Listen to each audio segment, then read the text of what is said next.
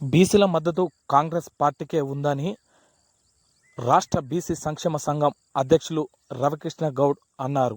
హన్మకొండలో ఏర్పాటు చేసిన విలేకరుల సమావేశంలో రవికృష్ణ గౌడ్ మాట్లాడుతూ బీసీ కులగణనకు కాంగ్రెస్ పార్టీ కట్టుబడి ఉందని ముఖ్యమంత్రి రేవంత్ రెడ్డి తెలిపారని, అదేవిధంగా బీసీ కులగణన చేస్తామని మేనిఫెస్టోలో పెట్టిన ఏకైక పార్టీ కాంగ్రెస్ పార్టీ అని, అందుకుగాను కాంగ్రెస్ పార్టీ అభ్యర్థి వరంగల్ కాంగ్రెస్ పార్టీ అభ్యర్థి కడియం కావ్యకు బీసీ సంఘాల మద్దతు తెలుపుతున్నామని రాష్ట్ర బీసీ సంక్షేమ సంఘం అధ్యక్షులు రవికృష్ణ గౌడ్ హన్మకొండలో ఏర్పాటు చేసిన విలేకరుల సమావేశంలో తెలపడం జరిగింది. ఈ సందర్భంగా మాట్లాడుతూ కాంగ్రెస్ పార్టీని ఖచ్చితంగా గెలిపించుకోవాల్సిన బాధ్యత బీసీ నేతలపై, బీసీ వర్గాలపై ఉందని ఈ విలేకరుల సమావేశంలో తెలపడం జరిగింది. సంక్షేమ సంఘం నుంచి అందరు ప్రతినిధులు, 33 జిల్లాల ప్రతినిధులు, మా జాతీయ అధ్యక్షుడు జాజుల శ్రీనివాస్ గౌడ్ ఆదేశాల మేరకు మేమంతా కలిసి ఉన్న లక్డికాపూర్లో సర్వసభ్య సమావేశం ఏర్పరచుకొని అందరం కలిసి జిల్లా అధ్యక్షులు, కార్యదర్శులు, ప్రొఫెసర్స్, తర్వాత ఇంటలెక్చువల్స్ అందరం కలిసి కూడా లక్డికాపూర్లో అశోక హోటల్లో అందరం రౌండ్ టేబుల్ సమావేశం, మేఘవేదన సదస్సు పెట్టుకున్నాం.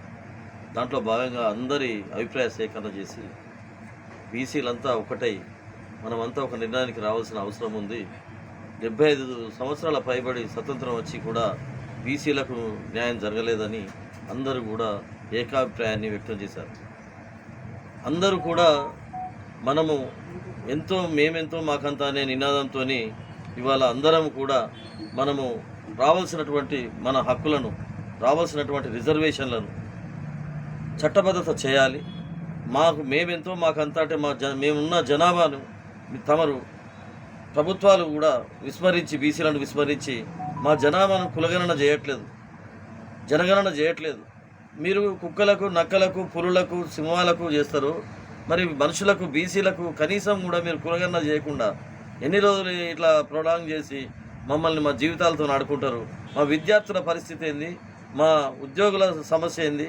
ఇలా మాకున్నటువంటి నిరుపేదల సమస్య ఏంది? బీసీలకు హక్కులు ఎక్కడున్నాయి? మీరు ఏమి ఇచ్చిండ్రు? బీసీలను కులగణన చేస్తే మా రిజర్వేషన్లు మాకు వస్తాయి కదా. మీరు మహిళలకు రిజర్వేషన్ అని ఇచ్చారు, మరి మహిళల రిజర్వేషన్ మాకు సబ్కోటా అయ్యేది. మా మహిళలకు న్యాయం ఎక్కడ చేసినట్టు? మీరు బీసీ మహిళలు న్యాయం చేయాలంటే బీసీ సబ్కోటా చేయాలి.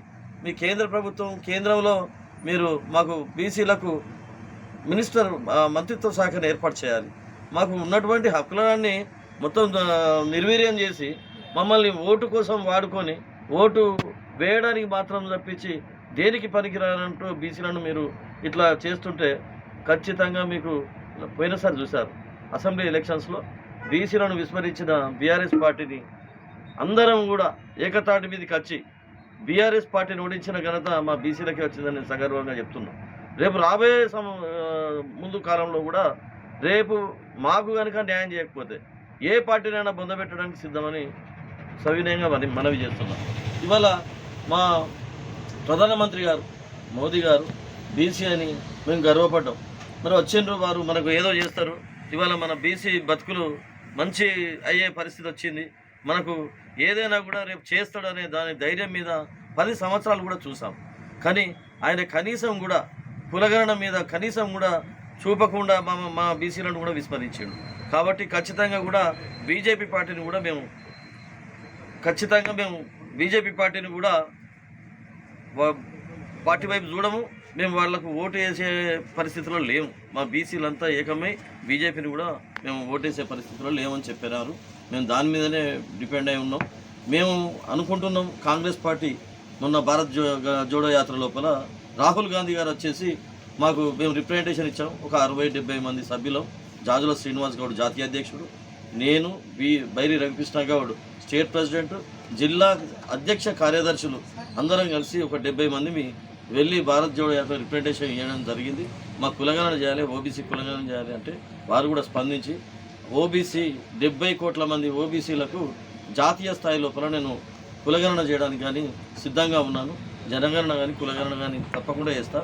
బీసీలకు మంత్రిత్వ శాఖ కూడా ఏర్పాటు చేస్తా. నేను సెంట్రల్లో కనుక ప్రభుత్వం ఫామ్ అయితే ఖచ్చితంగా ఫస్ట్ సంతకం దీనిపైనే బీసీలపైనే నేను ఓబీసీలకు కులగణన మీద చేస్తా అని చెప్పడం జరిగింది. దాంట్లో భాగంగా మేము కూడా గౌరవ ముఖ్యమంత్రి గారికి, తెలంగాణ ముఖ్యమంత్రి రేవంత్ రెడ్డి గారికి రిప్రజెంటేషన్ ఇవ్వడం జరిగింది. ఇస్తే వారు కూడా స్పందించి రాహుల్ గాంధీ గారు చెప్పినారు. వారు ఇచ్చిన స్టేట్మెంట్ ప్రకారంగా నేను తప్పకుండా కులగణన చేయడానికి సిద్ధమని వారు కూడా మన అసెంబ్లీలో తీర్మానం చేయడం జరిగింది.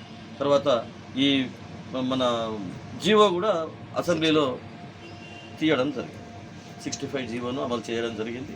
తర్వాత దాదాపు 1000 కోట్ల రూపాయలు కూడా రేపు మొన్న ఇది కార్పొరేషన్స్కి ఇవ్వడానికి, ఈ కులగణన చేయడానికి కూడా వాళ్ళు ఖర్చు పెట్టడానికి సిద్ధమైంది. మొన్న లోక్సభ ఎన్నికల కోడ్ రావడం వల్ల అది జాప్యమైంది. ఆఫ్టర్ ఎలక్షన్స్ వాళ్ళు చేస్తామని చెప్పినారు. దానికి గాను మేము కృతజ్ఞతా భావంతో నమ్మి, కాంగ్రెస్ను నమ్మి ఈ రోజు నాడు మొత్తం టోటల్ 33 జిల్లాల్లో కూడా మా జిల్లా అధ్యక్షుల కార్యదర్శులకు అందరికీ కూడా చెప్పినాము. అందరు ప్రెస్ మీట్లు పెడుతున్నారు.